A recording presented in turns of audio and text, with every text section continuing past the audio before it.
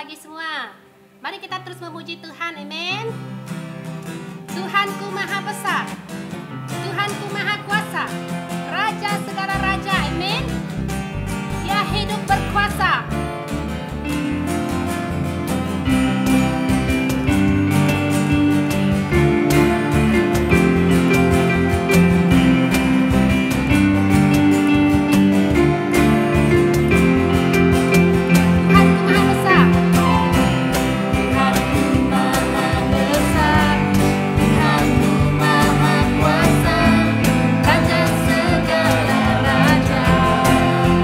Nyatakan tergoyahkan.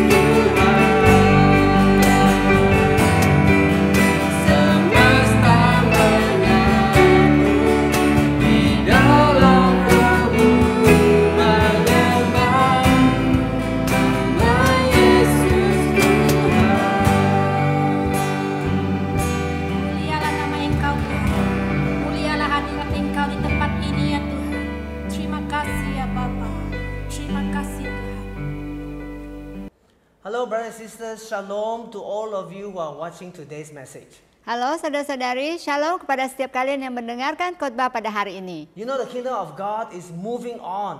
Kamu tahu bahwa kerajaan Tuhan terus maju. And Jesus Christ is coming back soon. Dan Yesus Kristus datang dengan cepat lagi. It is time for us as a church, as a God's people to rise up and obey Jesus fully.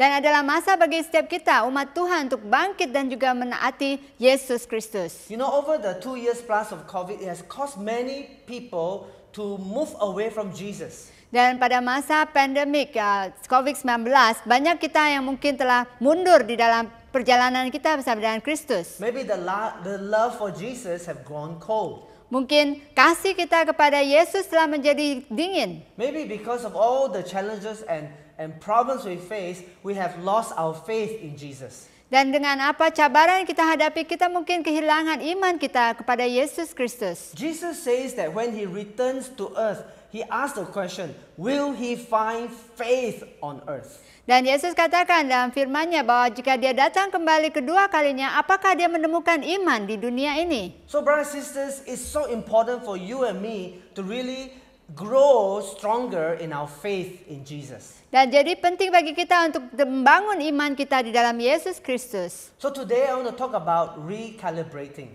Jadi hari ini saya mau membahas tentang membina semula. We need to adjust ourselves back to God's standard and God's word.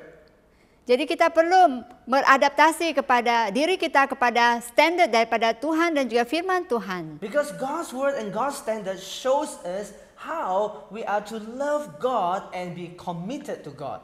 Jadi karena standar daripada Tuhan kita mengajarkan bagaimana kita dapat berkomitmen kepada Yesus Kristus dan Tuhan. And so, you know, as you follow us today, look at your Bible in Matthew chapter 16, verse 13 to 20. Bersamaan kalian bersama dengan kami, mari kita lihat pada firman Tuhan di Matius 16 ayat 13 sampai 20. And here Jesus actually said in verse 13, when Jesus came to the region of Caesarea Philippi, he asked his disciples, who do people say the Son of Man is? Setelah Yesus tiba di daerah Caesarea Filipi, ia bertanya pada murid-muridnya, kata orang, siapakah anak manusia itu? Verse 14, they replied, some say John the Baptist, others say Elijah, and still others Jeremiah or one of the prophets. Ada yang mengatakan bahwa Yohanes Pembaptis, ada juga yang mengatakan Elia, dan ada pula yang mengatakan Yeremia atau salah seorang daripada para nabi. Verse 15, but what about you? He asked. Who do you say I am? Lalu Yesus bertanya kepada mereka, tetapi apa katamu, siapakah aku ini? Verse 16, Simon Peter answered, you are the Messiah, the Son of the living God. Maka jawab Simon Petrus, engkau adalah Mesias, anak Allah yang hidup. Verse 17, Jesus replied, blessed are you, Simon, son of Jonah, for this was not revealed to you by flesh and blood, but by my Father in heaven. Kata Yesus kepada mereka, berbahagialah engkau Simon bin Yunus, sebab bukan manusia menyatakan ini kepadamu, melainkan Bapa-Ku yang di surga. Verse 18, and I tell you that you are Peter, and on this rock I will build my church, and the gates of Hades will not overcome it. Dan aku berkata padamu, engkau adalah Petrus, dan di atas batu karang ini aku akan mendirikan jemaatku, dan alam maut tidak akan menguasainya. Verse 19, I will give you the keys of the kingdom of heaven. Whatever you bind on earth will be bound in heaven, and whatever you loose on earth will be loosed in heaven. Kepadamu akan kuberikan kunci kerajaan surga. Apa yang kau ikat di dunia ini akan terikat di surga, dan apa yang kau lepaskan di dunia ini akan terlepas di surga. Verse 20, then Jesus ordered his disciples not to tell anyone that he was the Messiah. Lalu Yesus melarang murid-muridnya supaya jangan memberitahukan kepada siapapun bahwa ia Mesias. That was because at that time, it was not time for Jesus to be revealed as the Messiah to the whole world. Karena pada masa itu belum masa bagi Yesus untuk dinyatakan sebagai Mesias bagi dunia. But today, because Jesus has died for us and he has resurrected from death and is seated at the right hand of the Father, today is a day we want to tell everyone and remind everyone that Jesus Christ is the Messiah, the Son of the living God.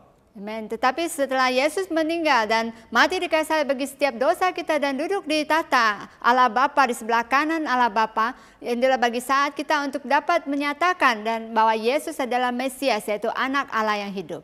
You know, I want to encourage all of us to relook at our relationship with Jesus and his church. Jadi saya mau mendorong setiap kita untuk melihat kembali perhubungan kita dengan Yesus dan juga gerejanya. Church is not just about attending a service on Sunday and then living our own lives for the rest of the week. Jadi gereja bukanlah tempat di mana kita datang ke gereja pada hari Ahad dan kemudian kembali ke dalam kehidupan kita sehari-hari sepanjang minggu. When we understand who Jesus really is, jika kita memahami siapakah Yesus, we will also begin to see where the church of Jesus is so important in our lives. Jadi kita juga dapat melihat betapa pentingnya gereja di dalam kehidupan kita. And why we need to relook at our commitment to Jesus and his church. Dan kenapa kita perlu melihat kembali komitmen kita terhadap gerejanya. So today I want to share 3 things that God has spoken to me and convicted me to relook at my life and how important the church is. Dan hari ini saya mau mengatakan kepada setiap kita bagaimana pentingnya perkara ini dalam melihat kehidupan saya juga kepada komitmen saya kepada gereja. And I believe that as you understand the Word of God, you will find it such an exciting time to give our lives for Jesus and his church. Dan saya percaya bahwa pada saat kamu melihat pentingnya dan juga bagaimana firman Tuhan ini nyata dalam kehidupan kalian, kalian juga akan bersemangat untuk melihat Kristus dan juga gerejanya hidup di dalam kehidupan kamu. So there are 3 things I want to share today. Ada 3 perkara yang saya mau kongsikan hari ini. The first is that we need to recalibrate from an incorrect view of Jesus to the true view of Jesus. Yang pertama yaitu kita mau melihat bagaimana kita dapat membina semula cara pandang kita yang salah kepada cara pandang yang benar tentang Yesus. So it's about how we view Jesus. Yaitu bagaimana kita memandang Yesus. You know, how we view Jesus will affect the way we relate with Jesus and the level of obedience in our lives to Jesus. Bagaimana kita memandang Yesus akan mempengaruhi bagaimana kita hidup di dalamnya dan taat kepada Dia. We see in the Bible here that many people have different views about Jesus. Kita lihat dalam firman Tuhan yang kita bacakan tadi, banyak sekali pandangan-pandangan umat Tuhan tentang siapa Yesus. A lot of people who don't know Jesus personally, they think that Jesus was John the Baptist. They say that Jesus was Elijah or Jeremiah or some of the prophets. Mereka yang tidak mengenal Yesus mengatakan bahwa Yesus adalah Yohanes Pembaptis. Ada juga yang mengatakan Elia, dan ada juga yang menyatakan Yeremia, dan juga mungkin ada juga orang yang mengatakan dia adalah salah satu nabi. So all those views are not correct views of Jesus. Jadi pandangan itu adalah pandangan yang tidak benar tentang siapa Yesus. Yes, Jesus is a prophet, Ya, Yesus adalah seorang nabi, but he is more than a prophet. tetapi dia lebih daripada seorang nabi. He is the Messiah, the Son of the living God. Tetapi dia adalah seorang Mesias, yaitu anak Allah yang hidup. Yes, Jesus was a good teacher, Ya, Tuhan Yesus adalah guru yang baik, but he was more than a good teacher. tetapi dia lebih daripada guru yang baik. He's the Son of the living God. Dia adalah anak Allah yang hidup. So you see, many people have an incorrect view of Jesus. Jadi kita lihat di sini banyak orang melihat pandangan yang tidak benar tentang siapa Yesus. When we have a wrong view of Jesus, we miss out on the true glory and the beauty of being a follower of Jesus. Jika kita melihat pandangan yang tidak benar tentang Yesus, maka kita akan kehilangan ataupun terlepas daripada keindahan daripada kehidupan mengikuti Yesus. Maybe some of us, you are thinking that, oh, Jesus is powerful, but the other devil and the demons are equally powerful. That's an incorrect view. Atau mungkin ada kita berpikir bahwa Yesus sangat berkuasa, tapi juga banyak sekali kuasa-kuasa roh yang juga memiliki kuasa yang sama dengan Yesus. Others of us, we only think about Jesus when we are in trouble. Atau ada di antara kita yang hanya ingat kepada Yesus pada saat kita menghadapi cabaran. So we think of Jesus like 911. Jadi Yesus seperti telepon 911. We call the ambulance. Yaitu di mana kita panggil ambulans We call the fire engine. ataupun bomba. When we have problem, only then we remember Jesus. Pada saat kita memiliki masalah, baru kita mau menelepon Yesus. Jesus is not just someone who is there to help us when we face problems. Jadi Yesus bukanlah hanya seorang yang akan membantu kita pada saat kita menghadapi cabaran. He's the Son of the living God. Tapi dia adalah anak Allah yang hidup. He's the one we worship. Dia adalah seorang yang kita sembah. We don't just worship Jesus when we have difficulties. Kita tidak menyembah Yesus pada saat kita menghadapi masalah saja. You see, in all of us, we tend to have incorrect views of Jesus, and this has got to change. Jadi setiap kita mungkin memiliki pandangan yang tidak benar tentang siapa Yesus, dan itu harus diubahkan. Why? Kenapa? Well, first of all, our view of Jesus can either help us in trusting and obeying Jesus, or it can hinder us from trusting Jesus and obeying Jesus. Karena pandangan kita yang terhadap Yesus akan dapat membantu kita ataupun menghalangi kita untuk menjalani kehidupan kita yang penuh dengan Yesus. Now when we see Jesus is the Son of the living God, the Messiah, Pada saat kita melihat Yesus sebagai anak Allah yang hidup dan sebagai Mesias, the word Messiah means the anointed one. Mesias maksudnya adalah yang diurapi. Messiah is in the Hebrew, and in Greek we call him the Christ. Mesias kalau dalam Ibrani atau Yunani itu bermaksud di dalam Kristus. So, you know, when we see Jesus as the anointed one, the powerful one, it changes our relationship with Jesus. Pada saat kita melihat atau memandang Yesus sebagai seorang yang diurapi, akan mengubah cara pandang kita. You know, our view of Jesus, is that a weak view of Jesus or a powerful view of Jesus? Jadi pandangan kita apakah itu kuat ataupun lemah terhadap Yesus Kristus? How many of you watching right now, you believe 100% that Jesus is 100% powerful? Berapa di antara kamu yang menonton pada hari ini percaya 100% bahwa Yesus Kristus adalah 100% berkuasa? That nothing is impossible with Jesus. Tidak ada apapun yang mustahil bagi dia. How many of us believe in Matthew 28 when Jesus says, all authority in heaven has been given to me? Dan berapa di antara kamu yang percaya bahwa pada saat Yesus mengatakan bahwa segala kuasa di langit dan di bumi telah diberikan kepadaku? Because he is the Messiah. Karena dia adalah yang diurapi, yaitu Mesias. That Jesus have all the authority and all the power. Karena Yesus memiliki segala kuasa dan segala kekuatan di dalam dia. You see, when we see Jesus as all powerful, we will go to him. Jika kita melihat bahwa Yesus sangat berkuasa, kita akan mencari dia. Because we know that he is the key to the change in our lives. Karena kita tahu bahwa dia adalah kunci daripada perubahan hidup kita. But if we think that Jesus is not powerful, we will turn to other people, we'll turn to drugs, to drinking, to all kinds of things because we don't think Jesus is powerful. Karena jika kita tidak berpikir bahwa Yesus berkuasa, maka kita akan berpaling kepada hal-hal yang kita pikir dapat membantu kita. Contohnya obat-obatan atau minum-minuman dan hal-hal lainnya. Today I want to encourage us to expand our view of Jesus. Jadi saya mau mendorong setiap kita untuk memperluaskan pandangan kita tentang Yesus. When Jesus asked the question, "Who do you say I am?" It was not just for the people at that time. Pada saat Yesus bertanya, siapakah aku ini kepada kamu? Bukan untuk orang-orang atau muridnya pada saat itu saja. That question is for you and me to answer personally. Dan pertanyaan itu adalah untuk kamu dan saya, untuk dijawab secara pribadi. Who do you say I am? Siapakah Yesus bagi Anda? Who is Jesus to you? Siapakah Yesus bagi Anda? When we are clear about Jesus, in the correct view of Jesus, we will be able to respond to him full of faith and willingly. Jika kita melihat pandangan yang benar tentang Yesus, maka kita dapat respon kepada dia dengan iman dan juga penuh dengan ketaatan.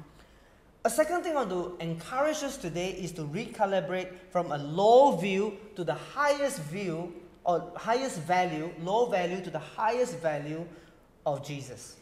Yang poin yang kedua yaitu saya mau mendorong setiap kita untuk membina semula nilai kita yang rendah kepada nilai yang tinggi tentang Yesus.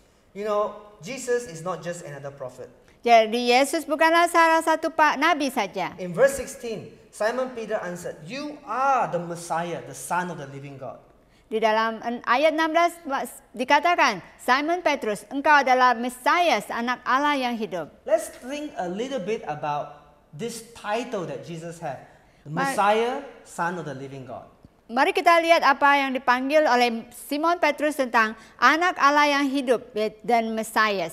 You know, a few days ago, I was just thinking, how many stars are there in the universe? Beberapa hari yang lalu saya berpikir, berapa jumlah bintang-bintang di langit? And so I went on the Google. Dan saya pergi Google. And I found out the answer. Dan saya mendapat jawabannya. And to me, this answer is very important. Bagi saya, jawaban itu sangat penting. Because, you know, when God created the universe, karena pada saat Yesus menciptakan alam semesta, God is not part of the universe. He is outside of the universe. Dia, Tuhan Allah Bapa, bukan bagian daripada alam semesta. Dia di luar daripada alam semesta. He is the one who created the universe. Karena dialah yang menciptakan alam semesta. And so I would like you to imagine right now that God is holding the universe with his hand. Mau saya kalian untuk membayangkan bahwa Tuhan sedang memegang bumi atau alam semesta di tangannya. And inside this universe is the planet Earth. Dan di tangan ini, di dalam alam semesta ini ada bumi atau planet bumi. That's where you and I are right now. Di mana kita berada saat ini. And within this universe, there are actually 2 billion trillion stars. Dan di dalam alam semesta ini ada 2 billion triliun bintang-bintang. That is a lot of stars. Banyak sekali bintang-bintang. We cannot even imagine how many stars there are if this is the universe here. Jadi kita tidak dapat membayangkan berapa banyaknya bintang-bintang jika kita melihat alam semesta di tangan Tuhan saat But ini. imagine it right now. Mari kita bayangkan bersama-sama. 2 billion trillion stars. Yaitu 2 billion triliun bintang-bintang. And you know what? Dan kamu tahu? The distance between Earth and the nearest star is millions of light years away. Jarak antara bintang yang terdekat dengan bumi yaitu 1 million tahun jauhnya. Is actually not just tahun, light years. Yaitu bintang, tahun bintang. Which means the speed that light travels through space. Yaitu kecepatan daripada sinar atau cahaya bergerak. So, light is so fast. Cahaya bergerak sangat cepat. When you switch on the light in your house, it comes on. Pada saat kamu menyalakan lampu di rumah kamu itu langsung menyala dengan cepat. That's the speed of light. Jadi itu adalah kecepatan daripada cahaya. And the distance between Earth and the nearest star is millions of light years. Jadi jarak antara satu bintang yang terdekat dengan bumi adalah 1 million kecepatan cahaya. 1 light year is the time span for light to travel to another place in the space of 1 year. Dan 1 tahun daripada kecepatan cahaya itu diperlukan 1 tahun untuk cahaya travel daripada satu tempat ke tempat lain. So if when we switch on the light, it already moves so fast. The nearest star from Earth is millions of light years away.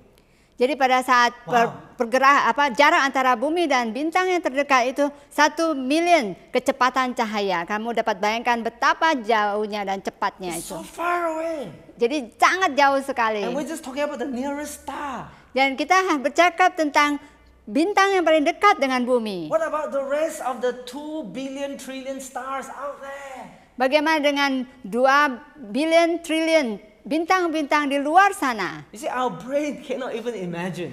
Jadi pikiran kita, otak kita tidak dapat membayangkan. But Jesus is the creative word. He is the one who create the earth together with the Father and the Holy Spirit. Tetapi Yesus adalah Dia yang menciptakan alam dan semesta ini bersama dengan Bapa dan juga Roh Kudus. So Jesus, who created the universe, he entered into the universe and come to planet Earth.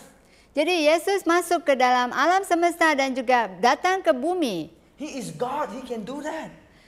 Sebagai Tuhan, Dia dapat melakukan hal itu. And Jesus came in the flesh and blood. Dan Yesus datang dengan tubuh manusia.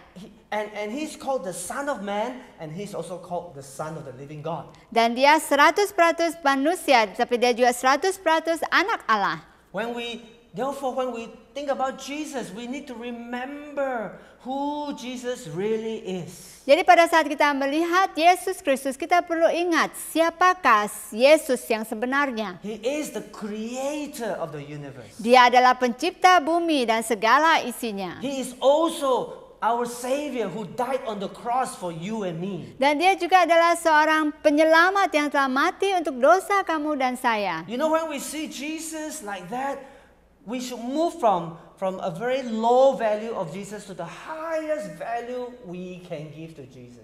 Jadi kalau kita memahami hal ini, kita perlu berubah daripada pandangan kita yang rendah tentang siapa Yesus kepada pandangan yang paling berharga dan paling tinggi tentang Yesus Kristus. And when we value Jesus highly, it is not difficult for us to serve God willingly. Jadi jika kita memberikan nilai yang berharga tentang siapa Yesus, maka tidak sulit bagi kita untuk melayani Tuhan di dalam kehidupan kita. It is not difficult for us to commit to prayer meeting, to life group, to church anymore.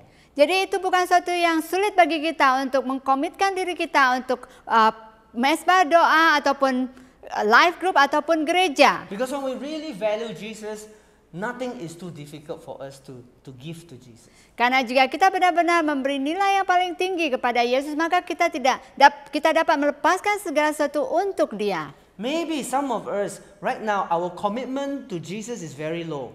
Mungkin ada di antara kita yang mungkin memiliki komitmen yang rendah tentang Yesus. Could it be because you do not see Jesus in the highest value, but you see Jesus in the low value?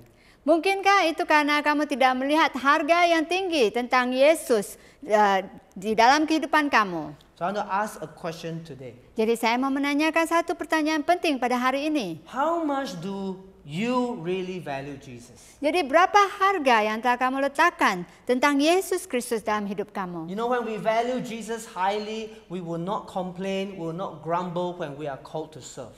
Jadi kalau kita melihat Yesus sebagai sesuatu yang berharga dan gerejanya sebagai sesuatu yang berharga, maka kita tidak akan komplain ataupun mengeluh pada saat kita melayani Dia. Because we see Him as very valuable. Karena kita melihat Dia sangat berharga dan sangat bernilai. So the third thing I want to share today is we need to recalibrate our vision of Jesus and His church according to His vision. Yang poin yang ketiga yaitu kita perlu membina semula visi kita dan gerejanya menurut visi Tuhan.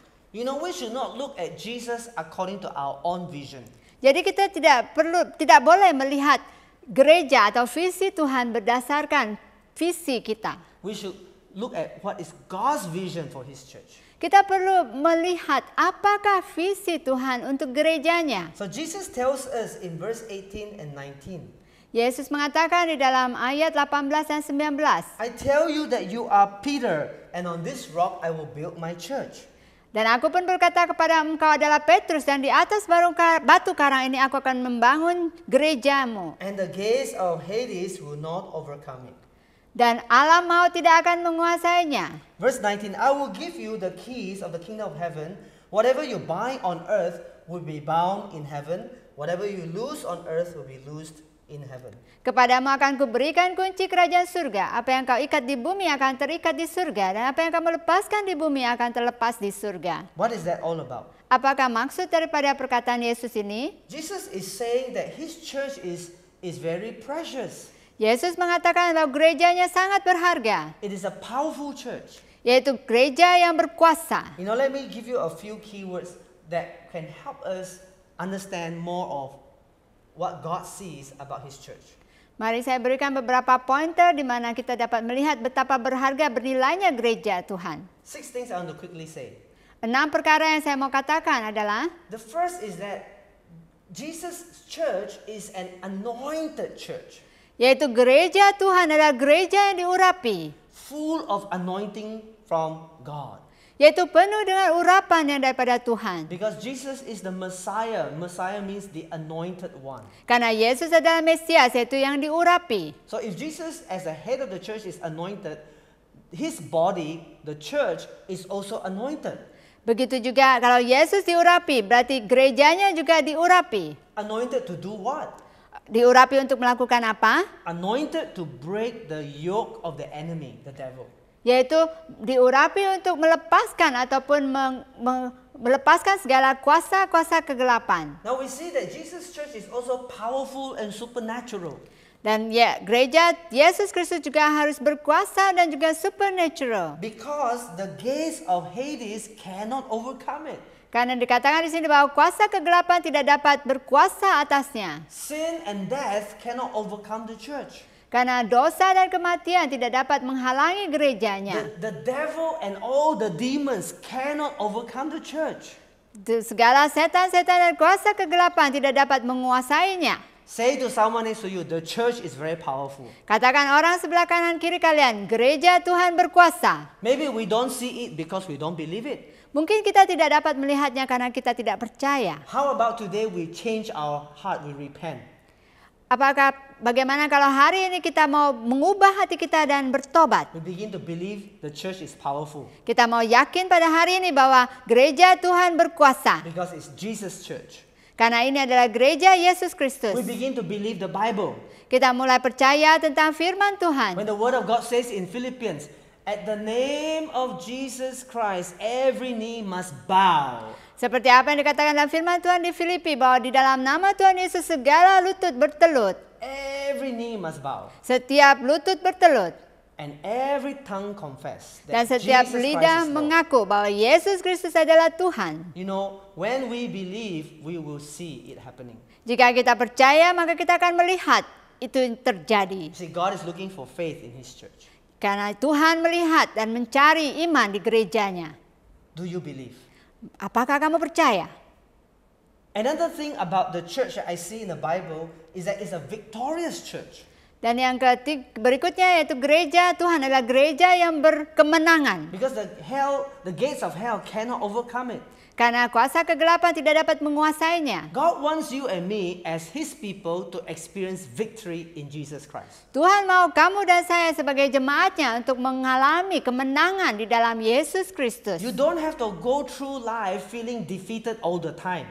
Kamu tidak perlu melewati kehidupan kamu selalu merasa tidak menang atau kalah. The church of Jesus is very powerful. Karena gereja Tuhan Yesus sangat berkuasa.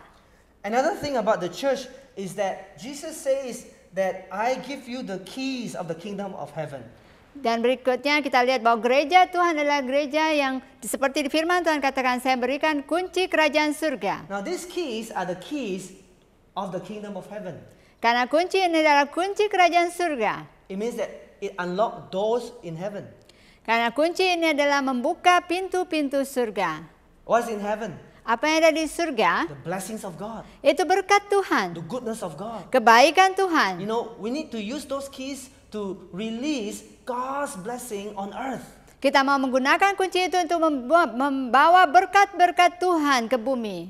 Berkat-berkat kerajaan surga ke bumi. And when we do that, what happens to the gates of hell? Jadi apa yang terjadi jika kita melakukan hal tersebut? Apa yang terjadi kepada kerajaan kegelapan? The gates of hell cannot withstand whatever is coming from heaven. Di mana kuasa-kuasa kegelapan tidak dapat menguasainya. That means it's a church with heavenly influence on earth. Karena gereja Tuhan memiliki pengaruh surgawi di bumi ini. And you know, Jesus have designed and have called his church to be the instrument of God to advance God's kingdom. Karena Tuhan telah memanggil gerejanya untuk menjadi alat untuk membawa kerajaan surga ke bumi ini. Today I want to encourage all of us. Hari ini saya mau mendorong setiap kita. Let us give thanks to God for our church. Mari kita bersyukur kepada gereja Yesus Kristus yang ada di dalam hidup kita. Give thanks for the church of Jesus Christ. Mari kita bersyukur kepada gereja Yesus Kristus. And I want to challenge all of us today. Dan saya mau mendorong dan mencabar setiap kalian pada hari ini. We need to expand our view of Jesus. Kita perlu memperluaskan pandangan kita tentang siapa Yesus. From the wrong view to the correct view. Yaitu dari pandangan yang tidak benar kepada pandangan yang benar. We need to value Jesus highly. Dan kita perlu meletakkan nilai yang tinggi tentang Yesus. I want to encourage everyone to volunteer to serve in the life group, volunteer to serve in the church. Saya mau mendorong setiap kalian untuk melayani di life group ataupun di gereja. And we can serve Jesus wherever we go. Dan kita juga dapat melayani Yesus dimanapun kita pergi. By believing God and praying for people. Dengan percaya kepada Tuhan dan berdoa bagi orang-orang di sekitar kita. By sharing the good news with other people. Dan berkongsi tentang kabar baik kepada orang-orang di sekitar kita. All this will show that we highly value Jesus. Ini membuktikan atau menunjukkan bahwa kita benar-benar meletakkan nilai yang tinggi tentang Yesus Kristus. So as we close today, I want to invite everyone to take part in becoming the kind of church that Jesus desires. Bersama kita akan menutupi khotbah ini, saya mau menjemput setiap kita untuk mengambil bagian daripada gereja Yesus Kristus ini. Let us pray right now. Mari kita berdoa saat ini. I want all of us to open our heart to Jesus. Saya mau setiap kita untuk membuka hati kita dimanapun kamu berada saat ini. Today is a day of miracles. Karena hari ini adalah hari yang penuh dengan mukjizat. Today is a day of breakthrough for you as you call on the name of Jesus. Ini adalah hari di mana kamu akan melihat penerobosan pada saat kamu memanggil nama Yesus. And when we kneel at the name of Jesus, Pada saat kita berlutut di dalam nama Tuhan Yesus. when we submit our lives to the Lord Jesus, Pada saat kita menyerahkan hidup kita kepada Yesus Kristus. we begin to see Jesus more and more as Christ, the Son of the living God. Kita mulai akan melihat Yesus Kristus lebih lagi sebagai anak Allah yang hidup. And Jesus is able to help all of us break through and rise up in Him. Dan Yesus dapat membantu kita untuk meneroboskan segala cabaran dalam hidup kita dan bangkit bagi Dia. So Father, in the name of Jesus we pray right now. Dan Bapa kami di surga, kami berdoa di dalam nama Tuhan Yesus hari ini. That every one of us Bahwa setiap kami would see the grow in seeing a clearer view of Jesus. di mana kami dapat bertumbuh dengan cara pandang kita tentang Yesus. And that we begin to value Jesus highly. Dan kami mulai meletakkan nilai yang sangat tinggi tentang Yesus. And as we do so, our commitment to Jesus and His church will increase. Dan bersama kami melakukan hal itu, komitmen kami kepada Tuhan dan juga gerejanya akan bertambah. And Lord, we pray that our church and every church of Jesus Christ will become the kind of church that this passage talks about. Dan kami berdoa bahwa gereja kami Tuhan dan gereja Yesus Kristus dimanapun berada akan menjadi gereja yang seperti Engkau katakan di dalam firman We Tuhan. become a powerful church, Kami akan menjadi gereja yang berkuasa an anointed church, dan yang diurapi. a church that is victorious in the name of Jesus, Gereja yang berkemenangan di dalam Yesus a Kristus. church with heavenly influence on earth. Gereja yang memiliki pengaruh surgawi di bumi ini. And we begin to see that we are able to win souls, make disciples, and plant churches. Dan kami dapat melihat bagaimana kami dapat mulai memenangkan jiwa, memuridkan, dan juga membangun gereja-gereja. And right now, Lord, I pray that whoever is not feeling well, in the name of Jesus, they'll receive divine healing. Dan kami juga mau berdoa bagi setiap mereka yang tidak sehat pada hari ini akan mendapatkan penyembuhan yang mukjizat.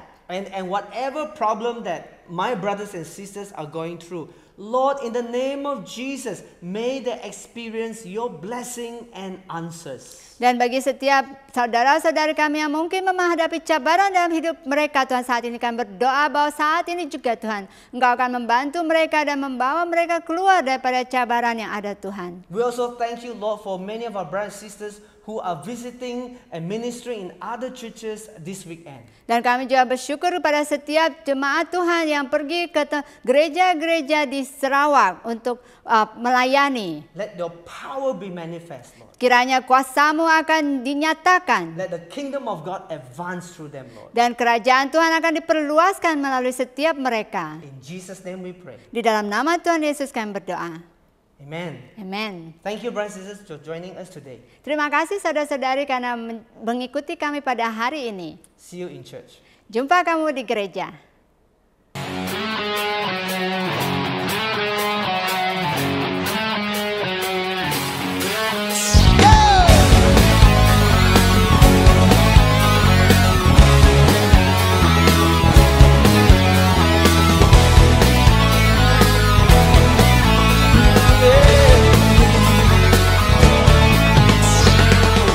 Saat ku pandang gunung menghadang setiap langkahku, setiap jalanku, jiwaku pun bangkit, imanku pun bangkit. Kau besertaku, kau menjagaku, tak usah ku takut.